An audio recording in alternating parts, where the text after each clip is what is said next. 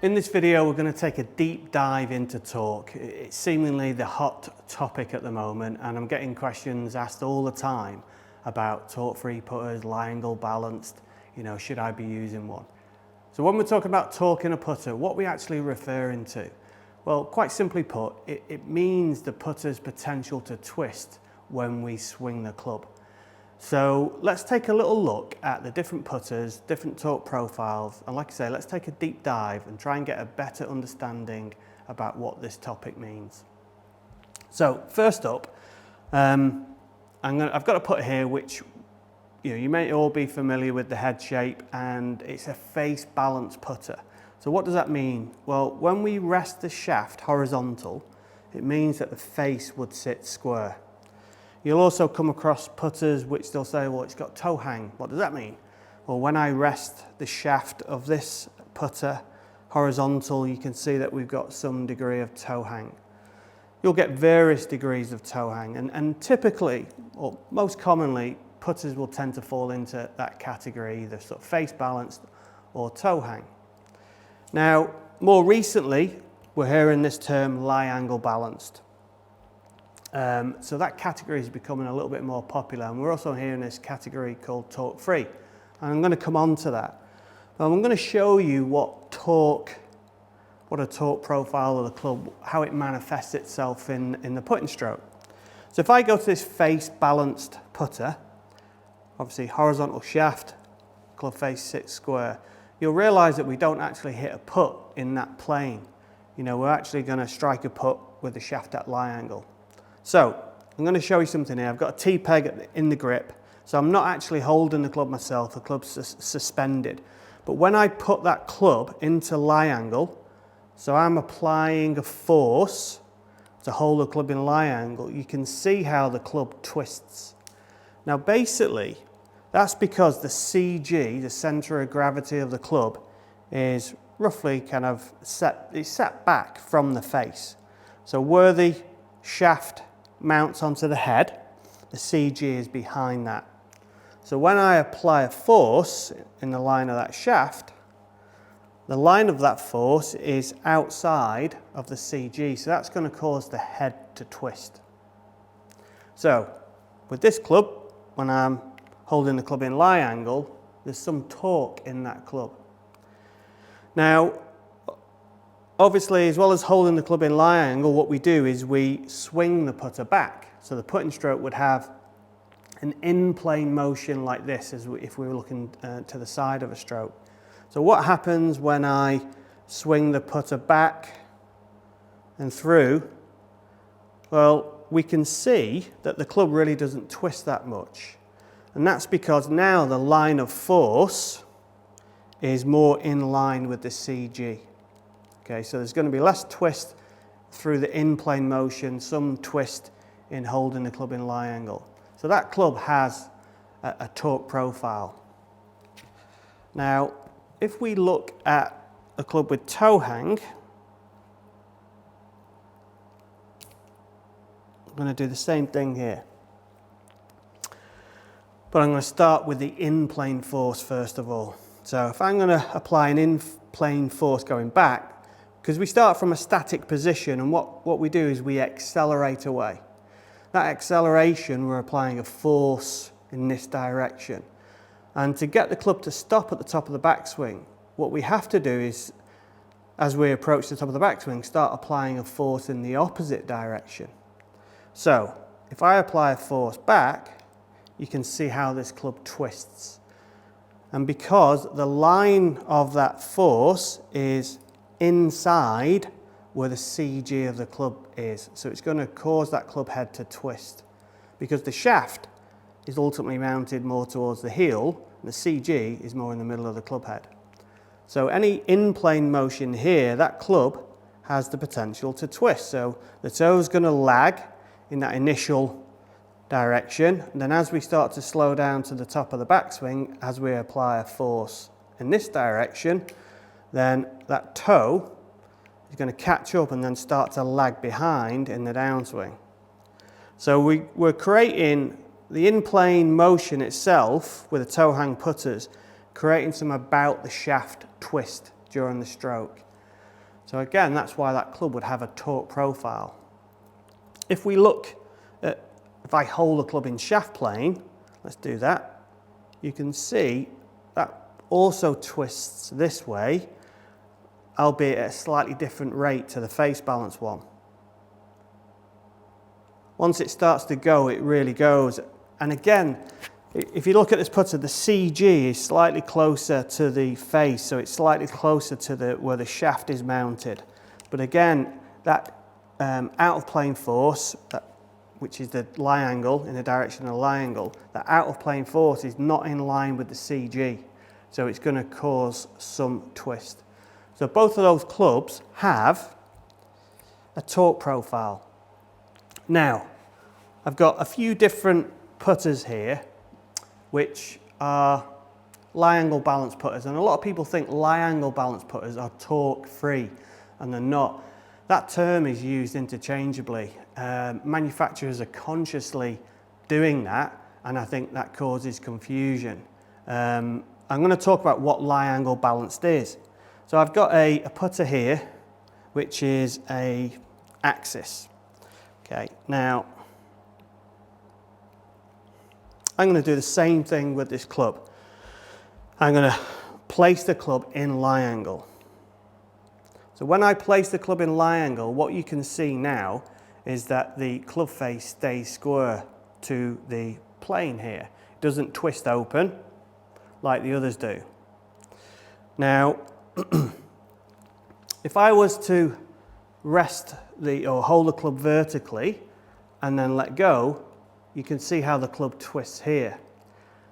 Now, the CG of the club here is slightly inside of the axis of this shaft. Now, typically, with like toe hang, the CG would be outside the axis of the shaft. But because the CG is slightly on the inside of the axis of the shaft, that means that the CG is always going to try and align itself with the direction of the force. So if I go this way, the CG is always trying to line up with that. So this is what lie angle balancing is. It means when you put your club in lie angle, the club will sit square to that lie angle. And really, it's a static definition. When we're in lie angle, the club sits square to that lie angle.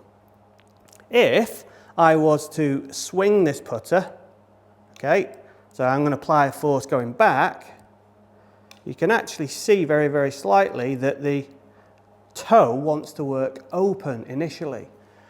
It's the opposite of the toe hang putter. The heel's working a little bit slower rather than the toe because the CG is mounted on the other side, or it sits inside, sits on the other side of the axis of the shaft. So that's what lie angle balancing is. To get a lie angle balance, okay, you've got to have the CG on closer to the heel than where the shaft is mounted.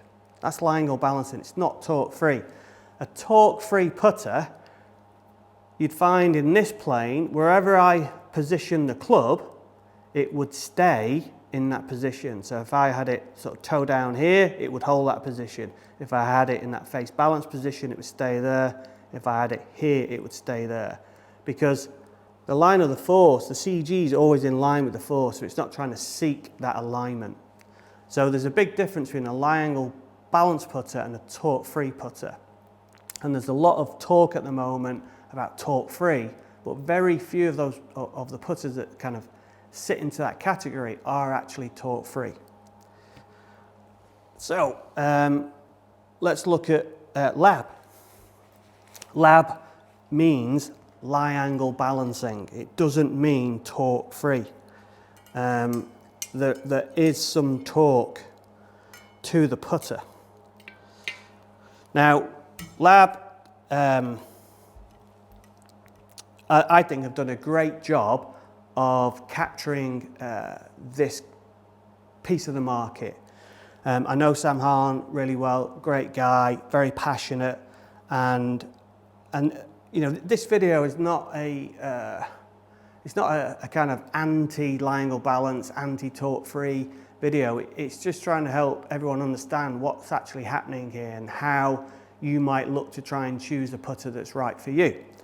So I've got the Lab Revealer here, and the Lab Revealer does a great job of showing the golfer that if you're swinging this putter in lie angle, that when you apply an in-plane force going back and through, the club doesn't really want to twist that much. One of the things about this putter is, as the name suggests, it's lie angle balanced. So when I put the club horizontally, it does twist because the CG is trying to align itself with the direction of the force. So there is torque here. So when it's in the revealer, even the friction that's caused by that holder there is reducing that about the shaft torque that's generated by that in-plane motion. So it does show you that the torques generated are very, very small. If you look at the original DF1, I'm going to put this in the revealer. Okay, so I'll put this in the revealer. You can see where the attachment in the grip. I'm going to make a stroke, and you can see very little rotation. You can see a tiny little bit of rotation in there. Okay, the quicker that you would swing it, the more you would be able to see some element of rotation. But if you look at the axis of this grip, the axis of the grip itself is not in line with the CG. The shaft is in line with the CG. So if we were to do this slightly differently, and I was to apply an out of plane force to the grip and not the shaft, so well actually I'll do it to the shaft first. So lie angle balanced, okay, because I'm applying an out of plane force to the shaft. That's in line with the CG. I apply an out of plane force to the grip. Can you see how that club twists? Because the axis of the shaft is, the axis of the grip is not in line with the shaft. So I apply force here out of plane, that club's going to want to twist. So all of these clubs have an element of torque. The torque profiles are going to be different, and then ultimately it's going to be about choosing, well, what torque profile is going to suit my stroke. This is lie angle balanced. Okay, this is an Odyssey 2-ball backstrike, been around for a long time. So the idea of lie angle balancing is not new, it's been around for a long, long time.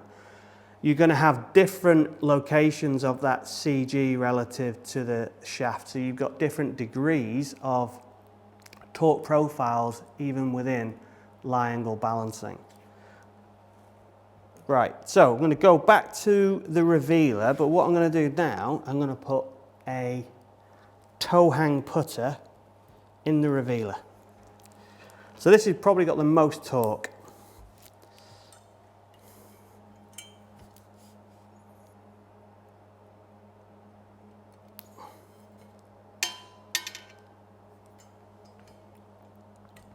Right, so got the toe hang putter in the revealer, and if I made a stroke here, and you might well have seen this demonstration by some of the lie angle balance manufacturers, they kind of show us what happens with that putter. So immediately, as we swing back, that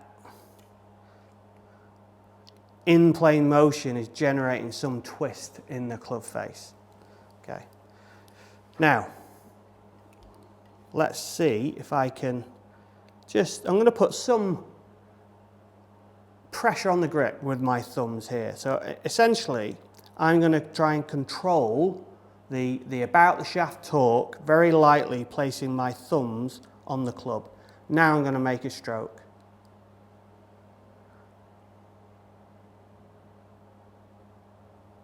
Now what you can see is even with a really, really small amount of pressure, I can control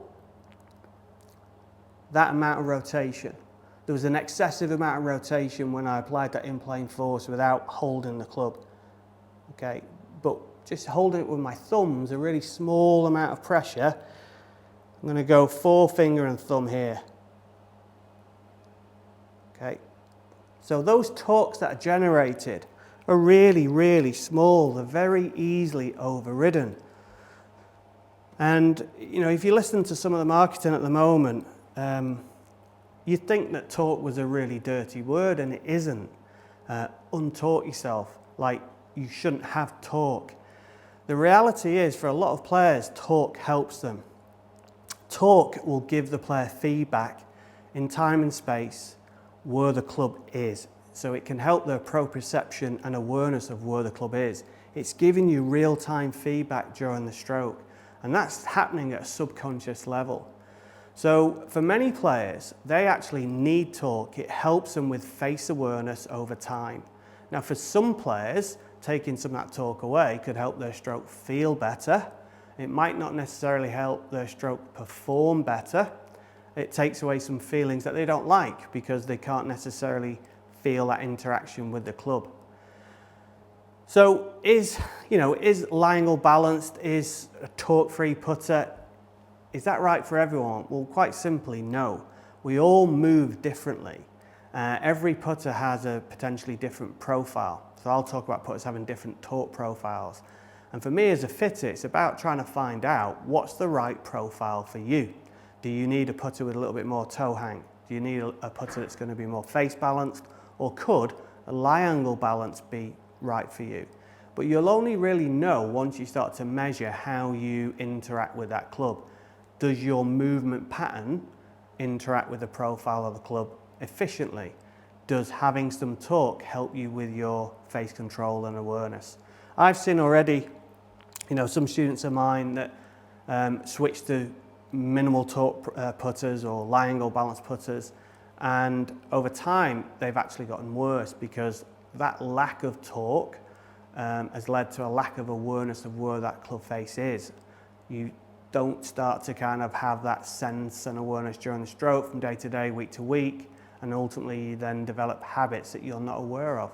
So you've got to think very carefully about that next putter that you're looking at. Is that going to be the right one for you? Like most things in golf, it's not a one-size-fits-all scenario. It's about trying to work out what putter is going to suit my stroke and my profile. So I think you've got to think carefully about whatever putter you're going to choose. Another thing to consider if you do go torque-free, or you end up choosing a model that is torque-free, is because of that lack of torque, it will often feel lighter during the stroke. So you may want to consider a slightly heavier swing weight. That's an important thing to consider. One other thing to consider about torque-free putters or this category, lie angle balanced, what happens with off-center hits? So if I place this putter here and I drop a ball on the toe, you can see how much that club's twisted. So I'm going to pick a face balance putter, do the same thing. We had a little bit less twist there. So very often, because of the design of the club, the features of that club, off-center hits aren't particularly great on like some of the lie angle balanced putter categories or torque-free, because the CG is back from the face and there is a kind of law of diminishing returns with moment of inertia. So off-center hits can often perform poorly in terms of direction and distance. So a final thought then, if you are considering making a change, would be what kind of stroke profile may suit any one of these new putters that's out on the market, lie angle balanced in particular. Now I would say, and this is the general rule of thumb to start with, but if you were someone that really struggled with pushes, you struggled to square the club face up, and you've typically used a toe hang or face balanced, then I would potentially try a lie angle balanced putter in terms of, does that help you square the toe up? Potentially the toe is going to work a little bit quicker than the heel. If you're someone who suffers from pulls and you're not using a lie angle balanced putter, but considering switching to one, I'd be careful about that. But I think the most important thing is go and get fitted, go and get your stroke measured, go and get some help from a well-informed fitter, and they're going to dial in what the right putter is going to be for you.